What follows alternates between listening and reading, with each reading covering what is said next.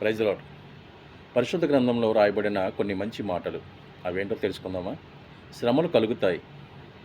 భక్తిలో నిలకడగా దేవుని మీద ఎంతో విశ్వాసంతో ప్రభువు కొరకు నిలబడాలనుకునే వారు కష్టాలు పడటం, పోరాటాలు తర్వాత పోరాటాలు వారికి ఎదురవ్వటం, భక్తి లేకుండా నామకార్థముగా దేవునిలో లోకములో జీవిస్తున్న వారు ఎంతో సుఖంగా ఏ బాధలు లేకుండా నెమ్మదిగా ఉన్నట్లుగా మనం ఉండటం,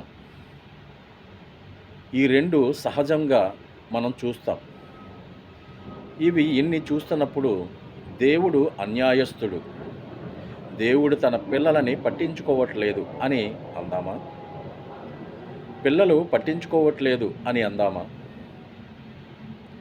లేదు. మన ప్రభువు ఎప్పుడూ అన్యాయస్తుడు కాడు, అన్యాయం చేయడు.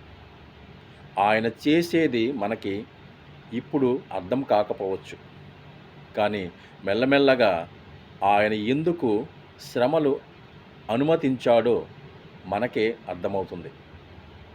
అర్థం చేసుకుందాం. ఆమేన్.